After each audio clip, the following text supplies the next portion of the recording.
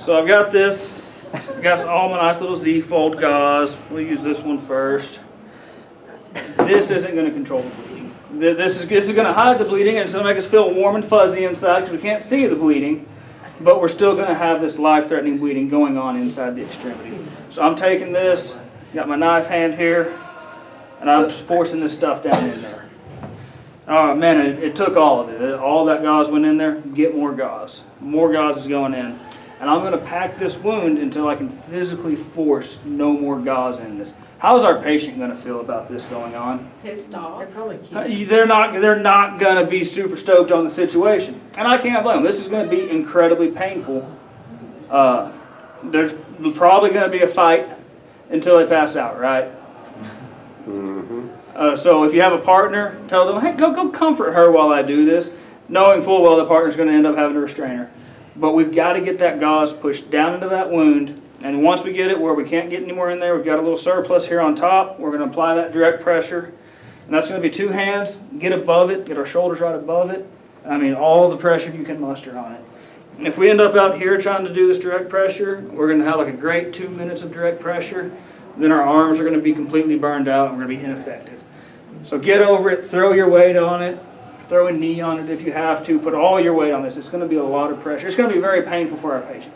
I promise as soon as I get here, I'll give them pain meds. But this is one of those things we've got to do. It's going to cause them pain, but in the long run, it's going to save their life. So just power through that.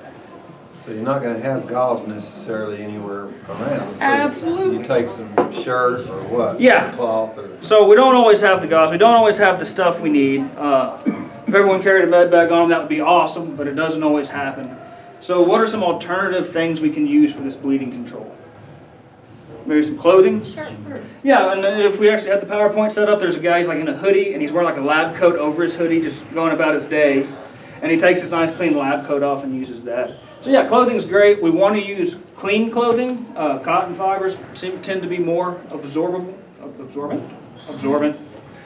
So that's our first go-to. We can take a shirt, take a coat, something like that. We can use that. We want to try to get something clean because we want to try to do some infection control. We don't want them to get super gangrenous and end up losing that leg in ICU, a month later. But if we're in shop class and all we have is dirty shop rags, will that work? Yeah, that's going to control the bleeding, right? They're going to have to do surgery and debride that wound anyway. They're going to be in there. If that's all we have, that's all we have. So get some sort of absorbent cloth and get it in there. Bigger the better. We don't want to be taking like a bunch of quarter-sized pieces of cloth and just throwing them in there randomly because there is a chance one of those will get missed in surgery and they'll end up with bad infection. But whatever we have, we've just got to pack that wound and stuff like that. Pack it full, get it in there. Direct pressure. How long are we going to hold that direct pressure? Until you show up. Yeah, until you're relieved by a first responder of some sorts. And like a real first responder, like a fireman or a medic, no, not a cop. It's my little joke. It's my little joke. No, the cops are great, but they're going to be busy doing other stuff. A cop's not going to come in and take this over for you. They've got other missions, other priorities going on. So yeah, wait until a medic comes in and says, all right, I've got this, tag out. This is my patient now. Go to safety. What we don't want to do, our body's really good at forming clots once. When we get an injury, our body goes, oh man, I just got cut, and it starts releasing a bunch of clotting factors. But after we make that first clot, it stops. So what we don't want to do is be here doing all the good in the world and go, I think the bleeding stopped. Let's have a look. So you're going to pull this off, and you're going to have a beautiful blood clot right there. It's going to be on this, and this is going to start bleeding like crazy again. And now our body can't form any more clots because it's kind of wasted all of its clotting factors right here. So even if it looks like it stopped bleeding, you're here. You're here until you're relieved by EMT, paramedic, someone of that nature. One other method on this one, probably not going to be a go-to method for you. Should I close my eyes? You might want to close your eyes. So we got these little puncture wounds, tons of blood coming out, stuff like that. What we can do is take our gauze, get ready to go, put a finger in that wound, and I'm feeling for an artery. What's this artery going to feel like that's bleeding? Yeah, I'm going to feel that pulse, right? No. If I get in there and I feel that pulse, compress that artery against a bone or something firm in there. So I've got that artery compressed. I've stopped the bleeding. Take your gauze. That gauze goes in. this finger comes up just a little bit, just enough to get the gauze under it, and pushes back down. And I'm just in this little feedback loop of I'm pushing gauze in, and I'm putting it under this finger, and putting that pressure right back on that artery. And I'm going to do that until this wound cavity is completely full. And once it's full, take whatever's left, huzzah! Back to that direct pressure, lots of body weight, and get a leg up if you have to, whatever you need to do. But lots of pressure on that. That's what's going to save lives, stuff like that. So that's great. If we put a tourniquet on, we can't get that bleeding stopped. If it's a junctional, we can't get a tourniquet up in that area. We can do this. Is this going to be a good method for that kill box, that trunk of the body? No. If I have a hole right here, and I'm just throwing gauze at the problem, I'm just going to fill him up like a teddy bear. And now I'm just going to have a patient that's dying that's also full of gauze at the same time. Same day, we get up here, I'm going to start pushing gauze in. Now my heart can't expand, my lungs can't expand. I'm going to end up with a lot of problems. So what's our treatment for this trunk of the body? Emergency room.